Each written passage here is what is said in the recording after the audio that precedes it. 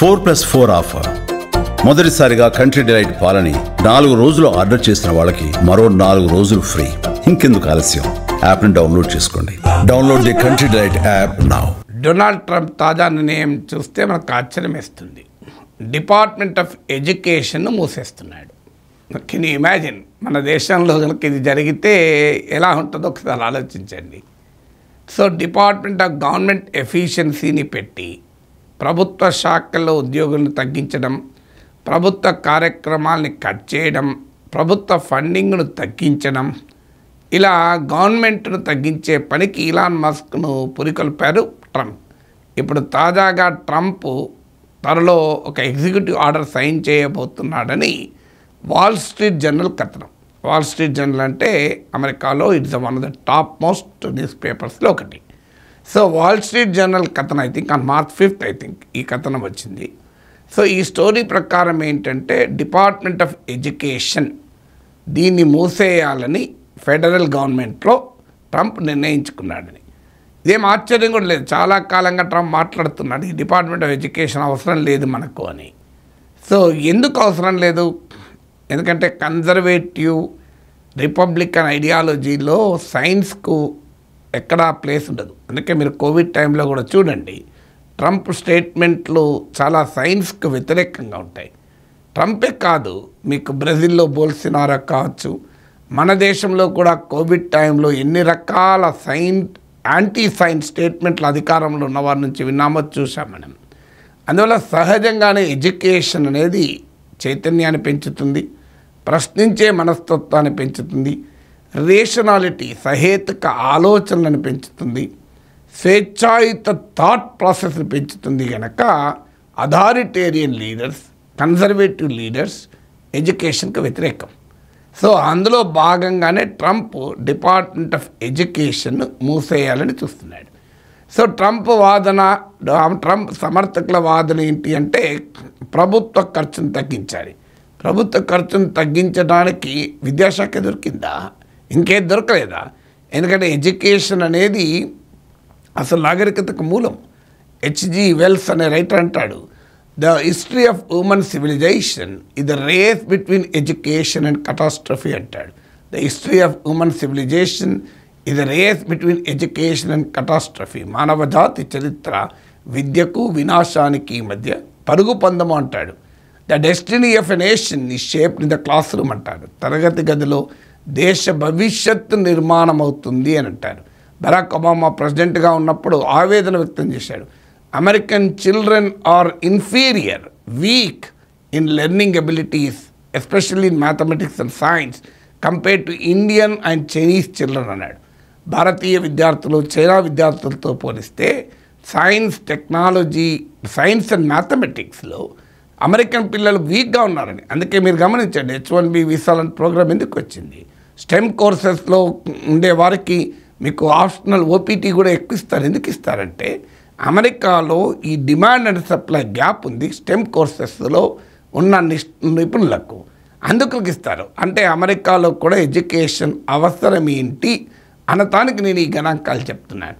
So surprisingly Trump అంటాడు అసలు education అవసరం లేదని. కారణం ఏంటంటే ట్రంప్ గతంలో కూడా మాట్లాడాడు, ఈ స్కూళ్ళలో యాంటీ రేసిస్ట్ ఐడియాలజీ నేర్పుతున్నారు అని. అసలు కొన్ని కన్జర్వేటివ్ రిపబ్లికన్ పలుకుబడి ఉన్న చోట, అధికారం ఉన్న చోట క్లాసిక్ బుక్స్ను కూడా బ్యాన్ చేశారు. అంటే అమెరికన్ చరిత్రను రేసిజం దృక్కోణం నుంచి చూపెట్టేటువంటి పుస్తకాలను బ్యాన్ చేశారు, కరికులంలోకి వెళ్ళి తొలగించారు. అంటే అమెరికాలో ఈ నల్లజాతీయుల పట్ల వివక్ష, వారి పట్ల అనుసరించిన వైఖరి, నల్లజాతి ప్రజల పోరాటాలు, వీటిని అమెరికన్ బిడ్డలకు తెలియకూడదు అనే రీతిలో వ్యవహరించారు.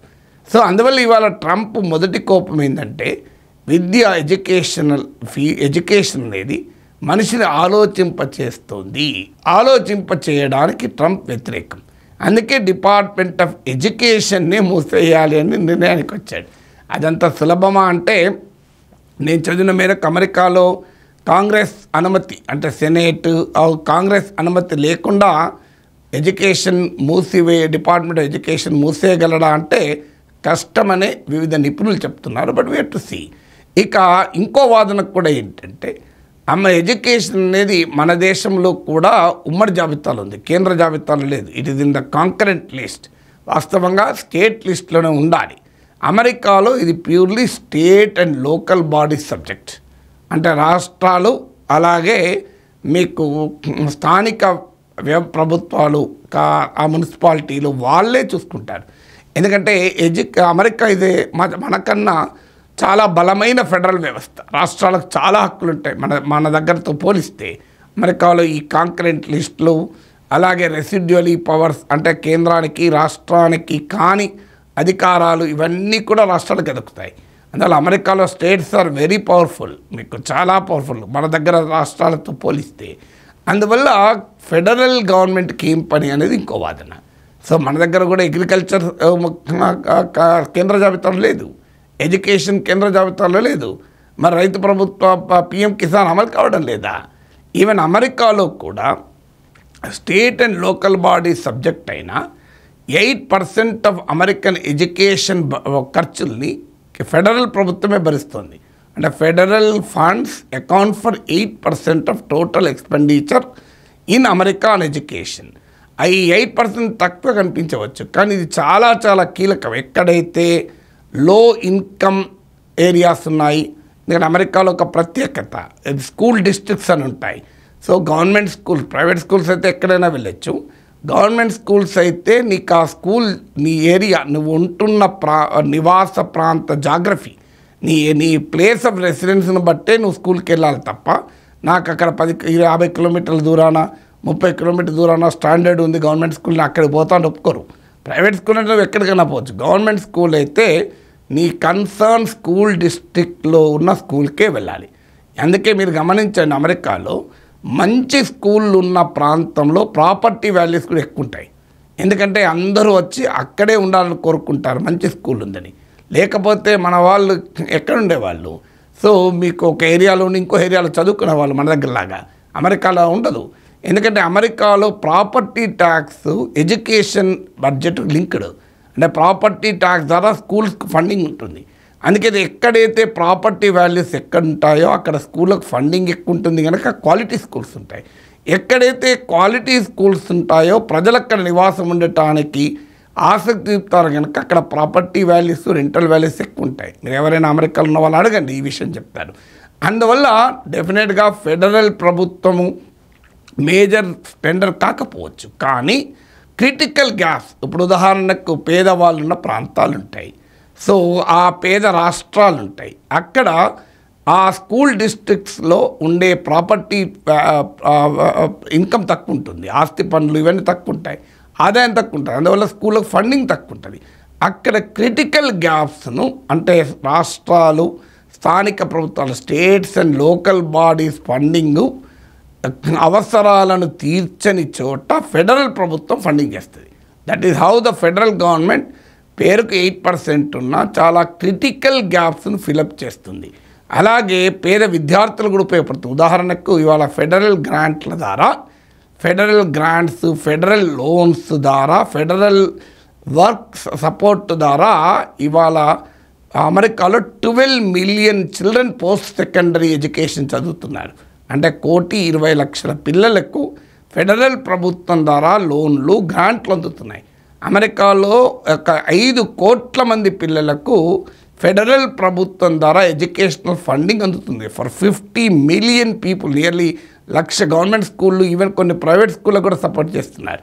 ఒక 18,000 స్కూల్ డిస్ట్రిక్ట్స్ పైగా ఫెడరల్ ఫండింగ్ అనేది కీలకంగా ఉంది. ఇది డిపార్ట్మెంట్ ఆఫ్ ఎడ్యుకేషన్ చేస్తుంది. ఇదే పని చేయడం లేదు, దీన్ని మూసేయండి అని ట్రంప్ అంటే ఇంతకన్నా అన్యాయం ఏమైనా ఉంటుందా? అంటే ఇలా సైన్స్ పైన, ప్రోగ్రెస్ పైన, నాలెడ్జ్ పైన, రీజనింగ్ పైన ట్రంప్ అడ్మినిస్ట్రేషన్ చేస్తున్న అటాక్ ఇలా విద్యాశాఖ, ఎడ్యుకేషన్ డిపార్ట్మెంట్ మూసేయడం ఒక ఉదాహరణ.